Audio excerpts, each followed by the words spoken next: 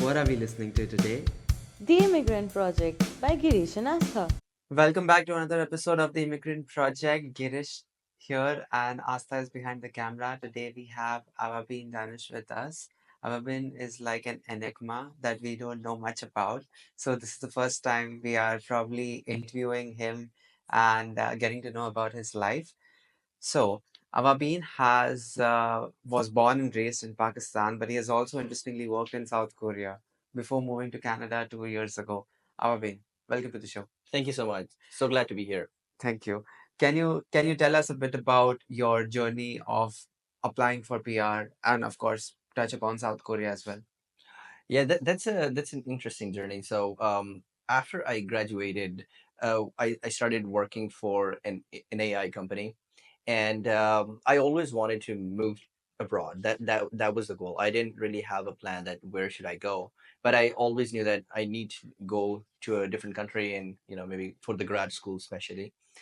In the beginning, me and my friend, we were targeting Australia, and we actually went to Dubai to give the English language test because at that time English language test was not happening in Pakistan. The IELTS, No, it's called PTE, PTE. Okay. and we both traveled to Dubai, and he he got the mark that he needed, and I kind of slipped with just 1 point.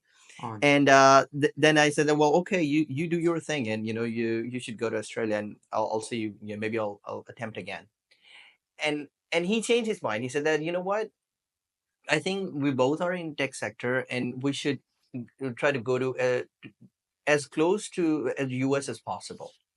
And that's where the idea of Canada came in. Wow. So that's kind of the starting point where we pivoted and thought we should consider going to Canada instead. Any reason you didn't choose US? So among all the options that were possible at the time, Canada felt to be the most feasible one. Hmm. And based on our education experience and uh, the whole circumstances we were in, Canada felt like the most appropriate, well, the second most appropriate. We were trying to go to Australia. So talk to us about Wabina. First of all, a lot of the listeners are immigrants, Yeah. and a lot of them are in the process of applying for work permit, study permit, and Yep. also PR. Yep. And we know that you are someone who came here as a PR, a Right. permanent resident of Canada. Right. So what was your process like? What was the journey like? Was it easy, difficult, excruciating? How was it? It was well, you exactly used the right word. It was excruciating, and at one point it almost felt that universe is trying to keep me away from my dream. And it all and I have talked I talk about this with my friends a lot of the times, that it felt that I'm trying to chase a sparrow, and as soon as I try to get closer, it doesn't fly away. It just hops a couple of steps ahead. Ah, And it felt like that for a very long time. So when I started my journey, my points were not up to the mark, and it was. what year? What year did you start your journey? I think the first time when I thought about coming to Canada, that was probably around 2018, early 2019 time. Okay, and you came here in 2023. I So did, five yeah. years was the process. Yeah. Talk to us about that. So I first when I first started, I got my all the education credential assessment done and everything, and I realized that I don't reach the mark because every time it was just going higher and The higher. CRS scores are just going higher. Absolutely, yeah. And then somebody introduced me to this idea of having a double bachelor, Okay. and I think I read this in the famous Colbert Group, and somebody said that if you do an additional post undergrad diploma in the equivalency process, it would be considered double bachelor, and you'll get additional points. Additional points, yeah. And then I said, okay, I'll do this. This is my dream. I have to. Hmm. And then I enrolled in a post undergrad program, and I think that was 2019. Hmm. And my program completed around Feb or March of 2020. And guess what happened? COVID. Oh man, of course. and there was and my university where I was doing this program, because it was so In chaotic, right? Pakistan, right? In Pakistan, Yeah. it was so chaotic, so they stopped giving out the results because it was so uncertain. Nobody knew what's going to happen, and there is all this talk about Canada is going to close down the immigration because of the COVID delay. The draws are delaying by several weeks, and I am panicking. Okay, this is not happening. And every year, as you grow after the age of 30, your points start to Decrease, yeah. decrease. So all this stress is piling up, and I'm sending emails to my university, just release my result. I'm calling them. I'm trying my best, but they, nothing is working. Everything is at a still. Standstill. Yeah. Exactly.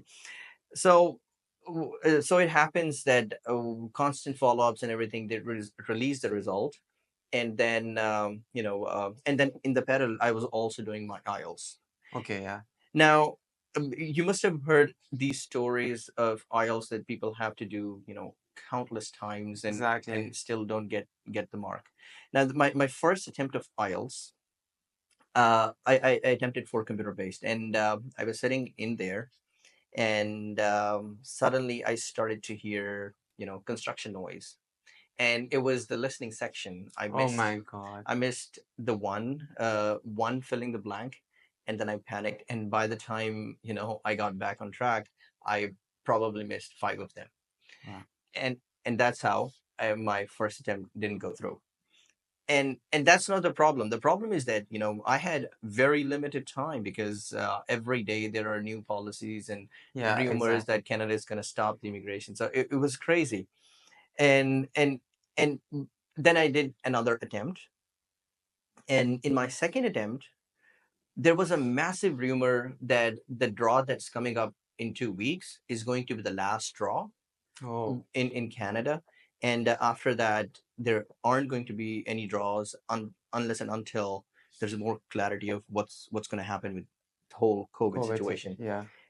And so what happens is, I'm so my the date on which my result was announced was The to be IELTS result. announced. Yeah, Yeah. right. 3 days after was the draw, because it used to happen every second Wednesday. Yeah. And on Monday, I called my IELTS center, and they said that your result has been delayed. Oh my God! And I'm panicking, and I'm super frustrated, and I asked them why would you do that? Yeah. And they said that it happens because of two reasons. Either they suspect that you probably cheated on the Oh test, no. or you achieved a score that's really high. And I was like, you know what? There are there are cameras everywhere. How could I cheat? And they said, well, they have to go through the investigation process. It can take up to 2 weeks. And I'm like, okay, I had just had 3 days Wow. for the biggest goal of my life, so I need this result yesterday. And he said that, well, I can't do anything. You just have to wait. Well, draw happened, and my result was not out, and my result came 1 week after, and I got the perfect score. And I was like, what am I going to do with this result? I mean, it's done. The rumor was so strong that Yeah. this was the last one. But well, I think I was the lucky one that after 4 weeks of delay, or I think 6 weeks of delay, another draw happened. Hmm. So And you got your a sigh of final. relief. Wow. It was an amazing moment, when you get that email that there's a new message in your inbox. Yeah. So I was working from home. I've been working with the North American companies all my life, so it was middle of the night, and I was working, and then I saw that pop up in the Outlook. There is a new message in your IRCC. And I was like, oh Wow. my God, this is it. So yeah, that moment was the amazing life changing moment for me when I saw that email. So I have been trying for this almost 3 years at that point. Yeah. So it was and really an ecstatic moment for So me. 2022 is when you got the update, 2022 is when I got the update. Yeah, and then submitting the documents, and yeah, and then the whole the process. entire process. Then Yeah, did you once you got your you know COPR? yeah, Yeah, COPR. yeah. Did you immediately decide to land, or was there a process few months? No, so when I got my COPR, I was in South Korea for my assignment with my employer at that time. And when I got got the same message, so I spoke to my manager at the time and said that, look, this is coming, and I think I will have to leave, and I have to go to Canada. But I'm a professional, so I said that I'm not going to leave the project in the middle. I am going to complete the project, and then I will move to Canada. He very much appreciated that. Wow. And then you were saying that they offered you something. Yeah, so what happened is, by the time the project completed, and then we were in this discussion that how are things going to look like. And he said that, well, you know what, you don't have to leave the company. You go to Toronto, and we'll put you in our Toronto office. And was this an easy transfer process for you? Yeah, very very smooth. So I think it was another one of the most the moments that I cherish, that I landed with a job. It was a lateral transfer within the company. Exactly, yeah. So you have and outside my job and everything, I think one of the things that I'm extremely grateful for is the support system that I have here. So I think I have an around over 30 friends. In Around, Canada. yeah, before I came to Canada, I have a Before. large, yeah, I have a large group of friends that were already here. Essentially the same people I was hanging out with in Pakistan. One after the other, they were already here. So I literally didn't have to struggle for anything. One friend was there to pick me from the airport. The other Wow. was to keep me in his house. Then the other one was to keep me his house. So I mean, the starting was very smooth for me. So, but my support system, and I really owe it to my friends. They have always been there for me, and yeah, it was really amazing.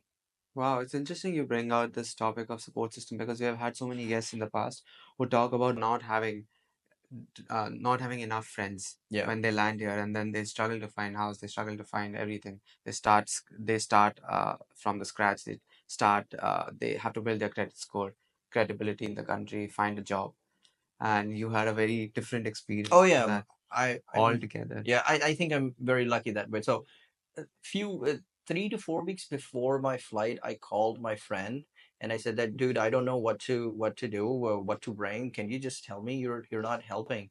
And he said, shut up, just pack your bag and come here. And I'm like, what should I bring? He said, two shoes and some clothes. That's it. Wow. And And you got a small bag to just yeah, I was literally covered for everything I needed. And he actually helped me with my license, with my health card, everything. So literally I really had how can I say, the North Star. Wow. So yeah. Wow. Avabin, you were previously mentioning about networking, Yeah. even offline and our Toastmaster meetings, Yeah. and how crucial networking is. Yeah. And in fact, one of the jobs that you cracked a decade ago probably was through networking or asking someone, and Absolutely. that's something that you continue to do even Right. till this day.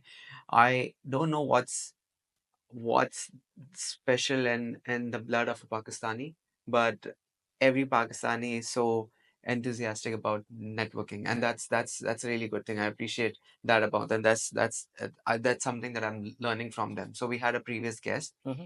He was a student. I think he studied in York University. Hmm. Yeah, and then he said that even though he came here as a student, he didn't really struggle in those part-time jobs or basic pay Tim Horton jobs. He came here, he found a decent job in his university, and now he's, I think, working as a marketing executive in one of the companies. I saw So, that interview. yeah. So he said that the biggest factor in his success so far was networking. So, did you have any experience in the past 2 years that networking has helped you, or if you've seen someone, has Absolutely. networking helped them? I think in Canada, networking goes really far. It goes a long way, and it adds so much difference as compared to conventional ways and methods of applying to jobs. I mean, you cannot appreciate enough that how much networking can help. So one of the recent roles that I got, and that was because of networking. I mean, even for the first one as well. But so this one was actually through my university. I'm also in grad school at TMU. Oh wow. Yeah, Studying what was the course? it's entrepreneurship and engineering innovation. So it's an amazing course. I love it. Accelerator course. I I'm mean sorry. part-time course or I mean, it's a full time, but it's in the evening. So in all my classes are in the evening, wow. and I think so. Going back to your point, I think what really matters is that you have to identify what you want, Hmm. and you have to build a strategy around it. Now, I'm sure a lot of us, when we come to a different country, we come to Canada. I'm sure a lot of people want to upskill, right? And some, I think that is where it made the difference for me. For All you, my okay. friends were also upskilling, and they were mostly going for online programs, Okay. so that they can focus on other things. For me, the differentiating factor is that I'm in a new culture. Hmm. It's a different language. It's a different way of everything. So if I don't meet the people, Hmm. if I do not gel in the culture, uh, I won't be able to navigate. Hmm. So I made the decision that I'm going to pick a program that's in person. Oh, So it's not easy. I mean, obviously you have to spare, a few hours every single day, or at least 3 to 4 times a week. It's tough, but I think it definitely pays off. it pays off in the long run. Plus you get Absolutely. exposure to such a large culture within your Yeah. classroom. Yeah. So it's much different from an online learning experience Yeah. altogether. Yeah. Online is great, but I think that having a master's or any program where you show up and meet people, Hmm. it just so much more you learn, and you also expand your network. Would that be your advice, Ababi? Absolutely, yeah. Upskilling yourself Upskilling for sure, for sure and if you can, definitely go for a program that's in person, in because person. that makes a lot of difference. Hmm. So do you think people, I mean, students who are coming here, they mostly end up taking international business or similar such courses? So what sort of upskilling do you think they should go from specialized MBA courses or something like that to enhance their leadership skills? Or is it like a very specialized professional degree, like a lawyer? I don't know.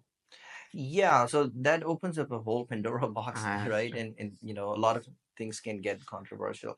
My opinion on MBA, I think it's not as effective as it used to be. Hmm. The world around us is changing. So I think that the tech sector, and especially AI, it's the buzzword now.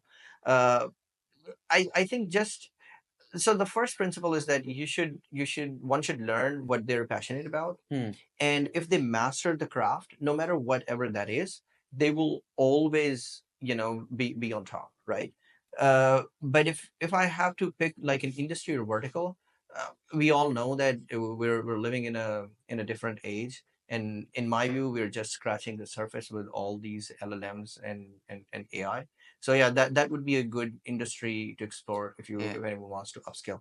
Yeah, and you feel that North American market, since you are within the industry, is good for taking a course in, say, AI for someone who's an international student who wants to come here. Yeah, of course. Yeah. So Yeah. there's an immense potential. It is definitely. I mean, obviously, if somebody is coming from a completely non-technical or non-engineering background, it would be hard, but that does not mean it's impossible, right? Hmm. If you put the right amount of time and effort, you could learn any It'll skill. pay off in the long run. Absolutely, totally. And I mean, what advice would you have for students who are, were in the process like you were in PR, but there's less hope for them, and they might not be able to come to Canada? Well, I mean, see, there could be situations where somebody will not be able to come, right? and with a lot of the political situation globally, the immigration process is just getting harder and harder. Hmm. So there are other ways that you can explore. So, for example, if you do not qualify for a PR, you could Yeah. explore the student route. But then Hmm. again, there's a cost associated to it, right? So because it's just much more expensive. Or you could explore other countries, right? I mean, Germany, education is free. Really? Yeah, Oh. education is free. You just have to pay for your residence and your stay. My younger brother is in Germany, so he's doing a master's in mathematics. So you could explore other countries. I'm sorry.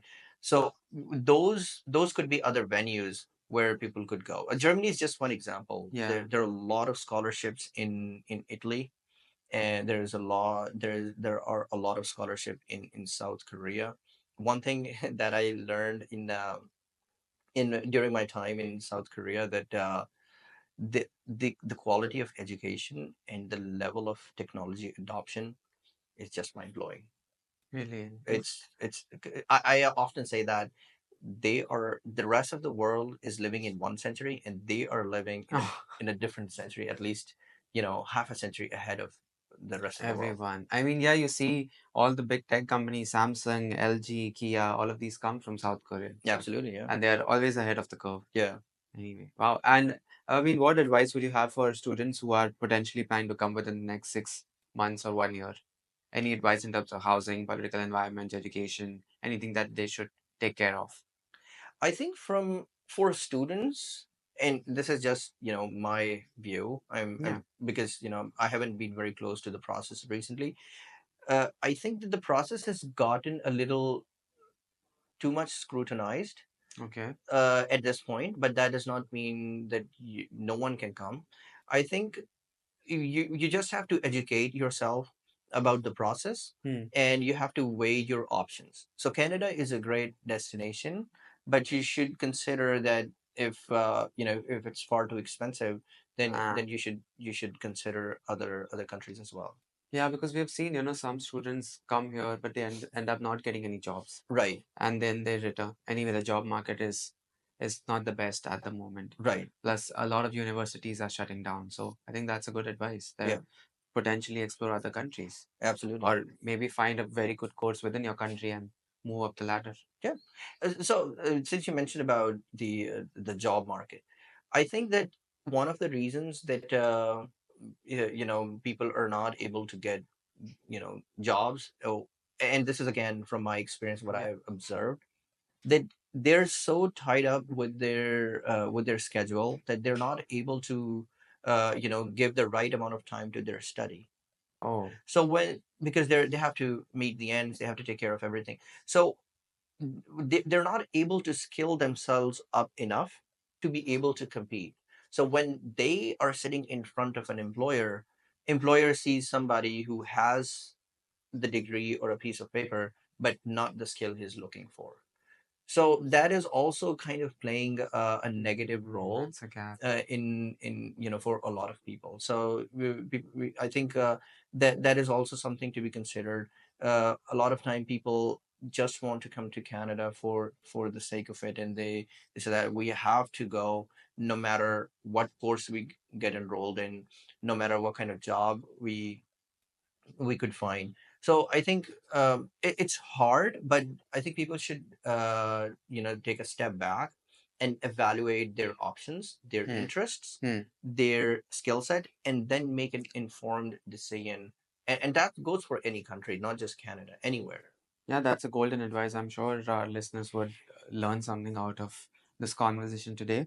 Abhin, we are almost coming up to time right now, and we have time for one last question. And this is something that we generally do not ask a lot of folks, but it's something that I would love to ask you is Okay. what next for Abhin in the next 2 years, 5 years, 10 years? Anything. What next? Because I think Interesting. a lot of listeners who will probably watch this video, listen to your conversation, will be inspired by your journey. So they would love to know, what Awabin is planning ahead so that I can also follow the same path. Cool. Well, since I mentioned I'm in grad school, I'm exploring an idea Hmm. of an AI product. and I'm part of an incubator which is called IBZ. It's part of TMU. IBZ is Innovation Boosting Zone.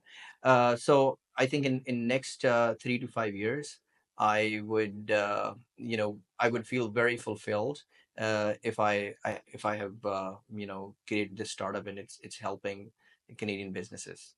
Oh, wow. That's really interesting. We wish you all the luck Thank you for so much. that. Yeah, thank you so much, Abhin, for being a guest on the show today. It was a wonderful conversation. Thank you so much for having me. I really appreciate that. Thank you.